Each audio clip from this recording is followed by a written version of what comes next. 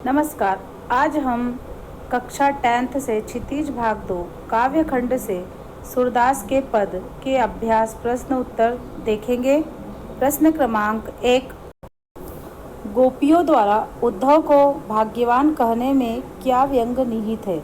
उत्तर, गोपियों द्वारा उद्धव को भाग्यवान कहने में यह व्यंग निहित है कि उद्धव वास्तव में भाग्यवान न होकर अति भाग्यहीन है। वे कृष्ण रूपी सौंदर्य तथा प्रेम रस के सागर के सानिध्य में रहते हुए भी उस असीम आनंद से वंचित है। वे प्रेम बंधन में बंधने एवं मन के प्रेम में अनुरक्त होने की सुखद अनुभूति से पूर्णतया अपरिचित है।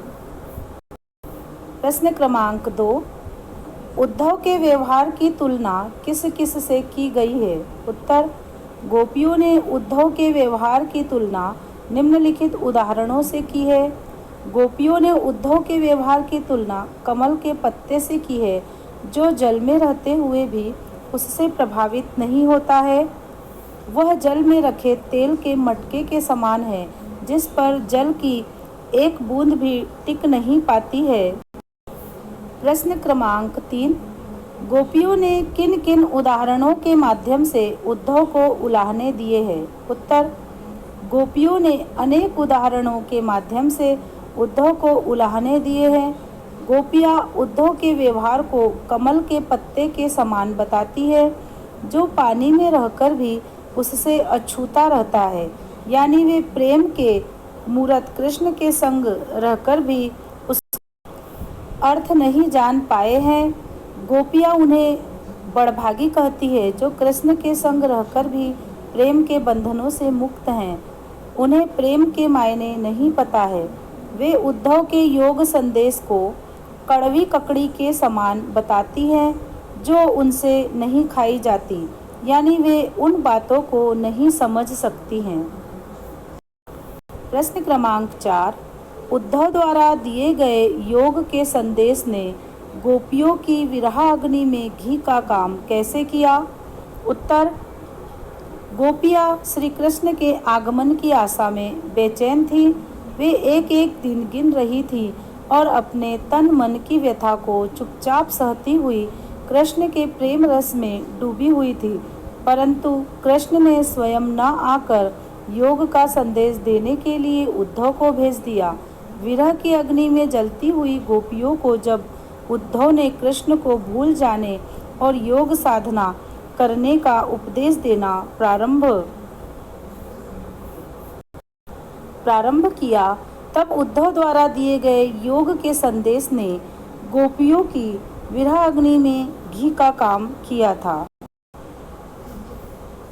प्रश्न क्रमांक 5, मर्यादा न लही के माध्यम से कौन सी मर्यादा न रहने की बात की जा रही है? उत्तर, मर्यादा न लही के माध्यम से प्रेम की मर्यादा न रहने की बात की जा रही है। कृष्ण के मथुरा चले जाने पर गोपियाँ उनके वियोग में जल रही थी।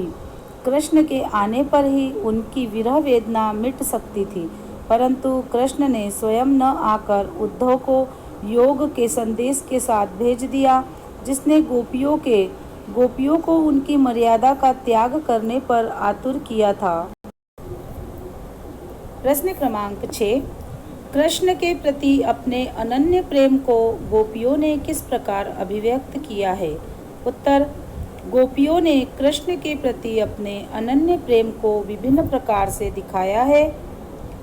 गोपियों ने अपनी तुलना उन चींटियों के साथ की है, जो गुड़ अर्थात श्री कृष्ण की भक्ति पर आसक्त होकर उससे चिपक जाती है और फिर स्वयं को छुड़ा न पाने के कारण वहीं पर प्राण त्याग देती है। उन्होंने खुद को हारिल पक्षी व कृष्ण को लकड़ी की भांति बताया है। जिस प्रकार हारिल पक्षी सदैव अपने पंजे में कोई लकड़ी अथवा तिनका पकड़े रहता है, उसे किसी भी दशा में नहीं छोड़ता, उसी प्रकार गोपियों ने भी मन, कर्म और वचन से श्री कृष्ण को अपने हृदय में दृढ़तापूर्वक बसा लिया है। प्रश्न क्रमांक 7, गोपियों ने उद्धव से योग की शिक्षा कैसे लोगों को देने की बात कही है? उत्तर, गोपियों ने उद्धव से योग की शिक्षा ऐसे लोगों को देने की बात कही है जिनका मन चंचल है और इधर उधर भटकता है। उद्धव अपने योग के संदेश में मन की एकाग्रता का उपदेश देते हैं, परंतु गोपियों का मन तो श्री कृष्ण के अनन्य प्रेम में पहले से ही एकाग्र है। इस प्रकार योग साधना का उपदेश उनके लिए निरर्थक है। योग की आवश्यकता तो उन्हें है जिनका मन स्थिर नहीं हो पाता। इसलिए गोपियाँ चंचल मन वाले लोगों को अर्थात कृष्ण को योग का उपदेश देने की बात कहती हैं।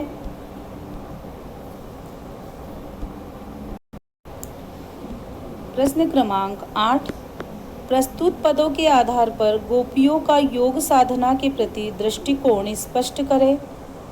उत्तर, गोपियों ने योग साधना को निरर्थक बताया है। उनके अनुसार यह उन लोगों के लिए है जिनका मन अस्थिर है, परंतु गोपियों का हृदय तो श्री कृष्ण के लिए स्थिर है। वे उनकी भक्ति में पूरी तरह से समर्पित हैं। योग ज्ञान उनके लिए कड़वी ककड़ी के समान है, जिसे खाना बहुत ही मुश्किल है। यह ज्ञान गोपियों के लिए बीमारी से अधिक और कुछ भी नहीं है। प्रश्न क्रमांक 9, गोपियों के अनुसार राजा का धर्म क्या होना चाहिए। उत्तर, गोपियों के अनुसार राजा का धर्म है कि वह प्रजा को न सताए और प्रजा के सुखों का हमेशा ख्याल रखे। प्रश्न क्रमांक 10, गोपियों को कृष्ण में ऐसे कौन सा परिवर्तन दिखाई दिया जिसके कारण वे अपना मन वापस पा लेने की बात कहती हैं। उत्तर, गोपियों को लगता है कि श्री कृष्ण ने अब राजनीति सीख ली है। उनकी बुद्धि पहले से भी अधिक चतुर हो गई है। पहले वे प्रेम का बदला प्रेम से चुकाते थे, परंतु अब प्रेम की मर्यादा भूलकर योग का संदेश देने लगे हैं। कृष्ण पहले दूसरों के कल्याण के लिए समर्पित रहते थे, परंतु अब अपना भला ही देख रहे हैं।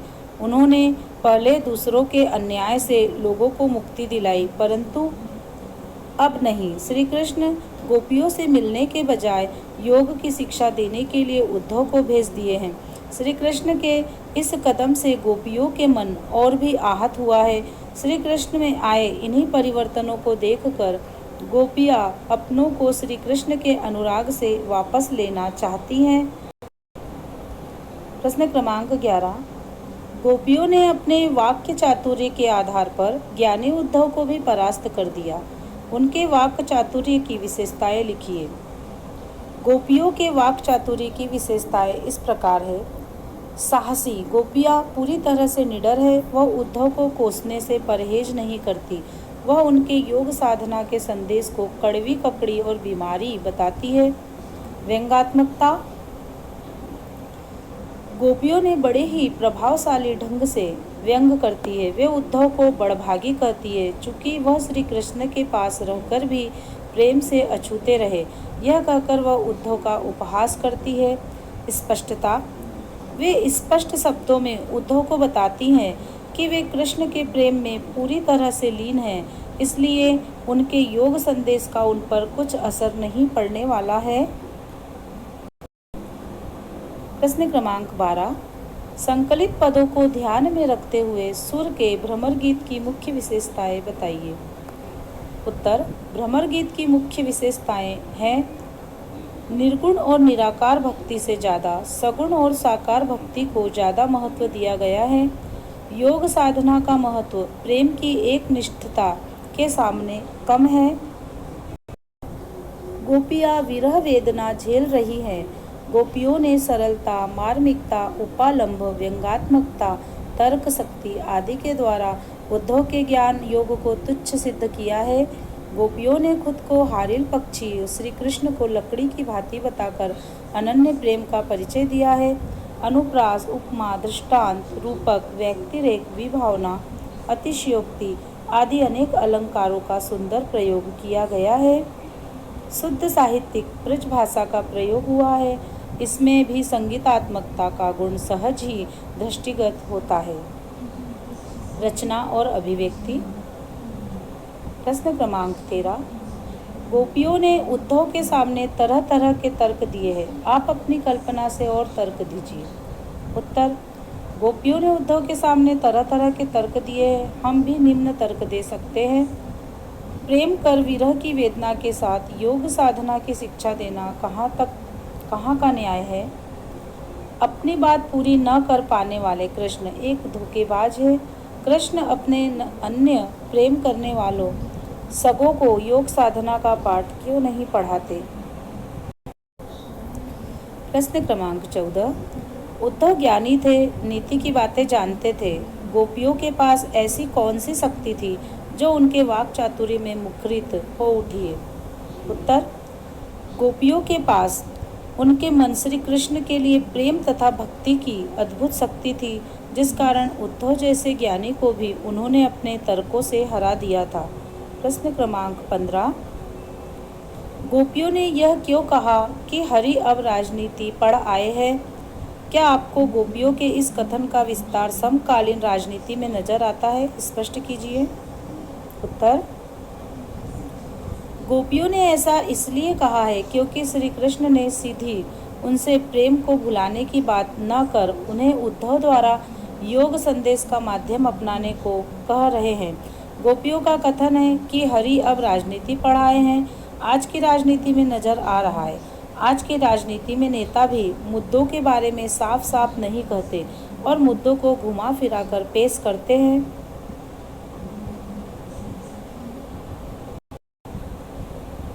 सभी को धन्यवाद।